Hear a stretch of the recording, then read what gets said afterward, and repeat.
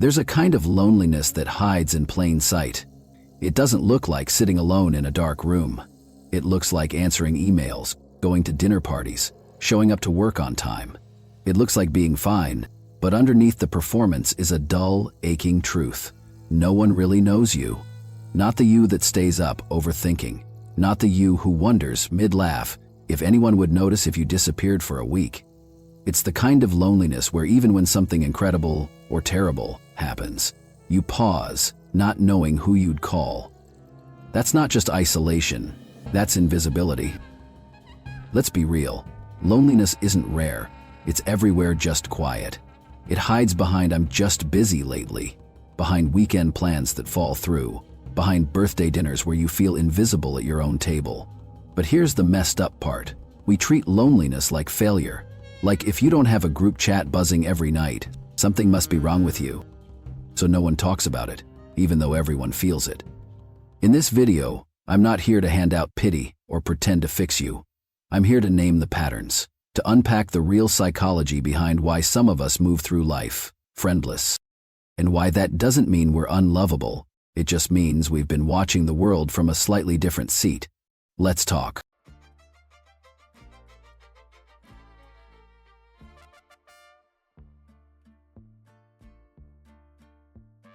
Some people don't just talk, they replay every conversation in their minds afterward.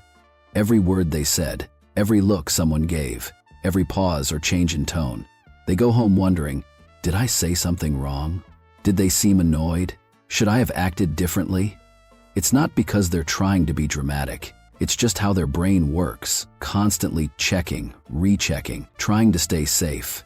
This habit usually comes from being hurt before. Maybe they've been judged or misunderstood too many times. So now, their mind stays on high alert. They're always observing, scanning for signs, trying not to mess up. But here's the thing, when you're always watching yourself, it's hard to be yourself. People around them might sense something is off. They seem a little too quiet, a little too careful.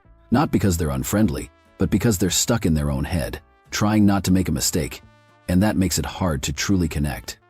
Overthinking becomes a kind of shield. It keeps things from going wrong, but it also keeps things from going right. Because real connection needs presence, not perfection. And when you're always worried about how you come across, you never get the chance to just be with someone. You're there, but not really. And over time, that can feel lonelier than being alone. And when you're always overthinking everything, you start to notice more, especially in other people. You begin to pick up on things most people ignore. A fake smile, a compliment that feels forced, a conversation that's more about filling the silence than really connecting. That's the thing about people who often don't have friends. They're usually very sensitive to what's real and what's not. They can spot when someone is being polite just to be polite, or when someone is pretending to care. And once they feel that, they quietly pull back. Not because they're rude, but because something inside them just can't fake it. They don't want small talk. They don't want surface-level friendships where everyone smiles, but no one really shows up when it matters. So they'd rather say nothing than pretend everything's fine. They don't play along with the social script that says you have to act a certain way to be liked. And because of that, people often get the wrong idea. They might think this person is cold, too serious, or hard to talk to. But really, they're just looking for something genuine, and they're not willing to settle for less. To them, fake connection feels lonelier than being alone. So when they don't find realness, they quietly choose distance. And once you've learned to tell what's real and what's fake, you stop settling for anything that feels empty. That's when something else starts to show up. You become more selective about who you let into your life. People who don't have many friends aren't always lonely. They're often just careful. They don't want a crowd. They want something that feels real. They're not looking for friendship just to have someone to text or someone to go out with on the weekend. They're looking for connection that feels true, the kind where you don't have to explain every part of yourself just to be accepted. And that kind of connection doesn't happen often. So they wait, they take their time, and sometimes they choose not to let anyone in at all, because they've learned that the wrong kind of company can feel lonelier than being alone. It's not about being picky or thinking they're better than others. It's about protecting their peace. Like a chef who carefully chooses every ingredient. They want fewer relationships, but ones that actually matter, ones that add meaning, not noise. Yes, their circle is smaller, but the people who are in it, they're there because they belong, not just because they showed up. And for someone who values depth over distraction, that makes all the difference. And when you've grown used to choosing quality over quantity, something else quietly happens. You begin to rely on yourself for almost everything, not just emotionally, but existentially. That's where the next layer of isolation settles in: emotional self-sufficiency. People who live without many close relationships often learn to carry it all alone, not because they want to, but because they had to. Over time, they become experts at managing their own emotions, solving their own problems, and showing up for themselves when no one else does. They don't reach out, not because they don't care, but because they've forgotten how. At first, this self-reliance looks strong, admirable even, but slowly it pushes others away, not with walls, but with silence. Friends don't feel rejected, they just don't feel needed. And when people feel like they don't matter to you, they stop trying. It's not that these people are cold or uncaring. It's that vulnerability, asking for help, admitting weakness, feels foreign, like speaking a language they never learned. And without those small moments of shared struggle, the bond never deepens. No one pushes them away, but no one is invited in either. Not really. So they become a self-contained world, calm on the surface, but untouched. And in that quiet, another kind of loneliness begins to grow, the kind where even you forget how to let someone love you. And when you've spent so long doing everything on your own, something else starts to change. You stop following the crowd, not because you're trying to stand out, but because it just doesn't feel right anymore.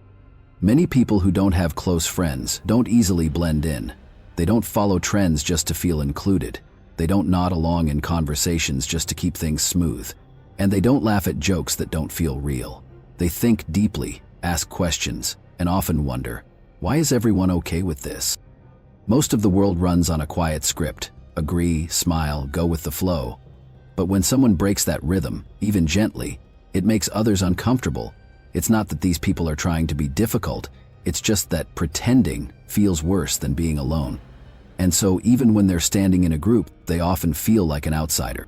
Not because anyone pushed them out, but because deep down, they know they don't quite belong in the same way. It's a quiet kind of distance. You're there, but not really with them. You hear the laughter, but it doesn't move you. You want to connect, but not at the cost of yourself. And maybe after feeling like they never truly fit in, some people stop trying to chase after belonging and start turning inward instead. People who spend a lot of time alone often develop something that's becoming more and more rare: the ability to sit with themselves, not distract, not escape, just be. While most of us scroll through our phones trying to feel connected or entertained, they're somewhere quieter, thinking deeply. Why did that conversation feel off? What am I really looking for in people? Am I even being honest with myself? This kind of self-reflection isn't loud or impressive, but it's powerful. Instead of ignoring hard emotions, they try to understand them. Instead of filling silence with noise, they learn to listen to it. Over time, they get to know themselves in ways that many people never do: their habits, their hurts, their hopes. It's not always easy. Sometimes it feels lonely, but it also builds something strong inside. A sense of clarity, a calm center. When you've faced your own thoughts and made peace with them, you stop needing constant distraction or validation. And maybe that's why they don't rush to join every group or force every friendship. They've made a kind of home in their own mind. Not perfect, but honest. And that, too, is a kind of connection. And when someone spends a lot of time living inside their own thoughts, learning, growing, trying to understand themselves, they may not notice something else happening. People around them slowly start to drift away. It doesn't happen because of fights or big problems. It's much quieter than that. A few late replies, a few missed messages, a birthday forgotten. They're not ignoring anyone on purpose. They just aren't wired for constant back and forth. They don't fake closeness or force conversation. They don't always say, "I miss you," or send heart emojis just to keep a connection going. Instead, they feel things deeply, but express them slowly. And in today's world, where fast reactions and constant attention are seen as signs of care, their quiet ways are often misunderstood. Friends might think, do they even care? Not realizing that the answer is yes, just hidden under layers of silence. These people often show up when it truly counts. They give support that's steady and thoughtful, but without the small, everyday emotional signals, others can feel distant, like they're no longer seen or felt. So the friendship fades, no one meant to let go. But slowly, over time, connection slips through the cracks of missed moments and unspoken feelings. And one day, both sides look back, wondering when the closeness disappeared. And after losing connection, little by little, not from big fights, but from small silences, something changes. They stop expecting others to always be there and start learning how to be there for themselves. At first, that kind of loneliness can feel heavy, but with time, some people turn it into something powerful. They use it to grow, to look inward, to ask honest questions, to understand what truly matters to them. Instead of filling the quiet with distractions, they let it teach them. And slowly, that emptiness becomes a place where real strength is built. While most people are caught up in the same routines, chasing likes, weekend plans, fitting in, these people begin to think differently. Their view of life becomes clearer, like looking at everything from the top of a hill. They see what used to hold them back. They notice patterns. They grow, quietly. And the more they grow, the less they feel the need to belong, just to feel okay. They don't become cold or distant. They just become steady in who they are and in what they want. Solitude, for them, is no longer a weakness. It's a teacher, and what it teaches is this: you don't have to be surrounded to become whole. You just have to be willing to face yourself and keep growing anyway. And after all that quiet growing, after learning how to be alone and becoming stronger for it, something else becomes clear. You're not the only one, not even close. Loneliness isn't just your story. It's everywhere. It just hides well. Most people don't talk about it, because saying, "I feel lonely," feels like admitting something's wrong with you, like you're broken or not good enough to be loved. But the truth is, many people feel this way, even the ones who look like they have it all together. You can be surrounded by friends and still feel completely alone. You can go to parties, get messages, be tagged in posts, and still have no one who really gets you. Because loneliness isn't about the number of people in your life. It's about whether any of them actually see the real you. And a lot of the time, we hide that real self. We act like we're fine. We smile, nod, laugh at the right moments. But deep down, we're still waiting for someone to say, "Hey, I see you." That's why loneliness hurts so much, not because we're alone, but because we feel invisible, even when we're not. And once you realize that loneliness is something almost everyone feels, even those who look like they have it all, you start to wonder, if we're all connected, why do so many of us still feel so alone? Maybe it's because we've been taught the wrong idea of connection. We think being close means talking a lot, hanging out often, or being in the same group. But real friendship isn't about how much you talk. It's about how real you can be when you do. You can see someone every day and still feel invisible. And sometimes, one deep conversation with someone new can feel more meaningful than years of small talk. Social media makes this even harder. We see smiles, parties, perfect pictures, and it tricks us into thinking that's connection, but often, it's just for show. The truth is, connection can happen in small ways. A short chat with a stranger, a kind word from someone you barely know.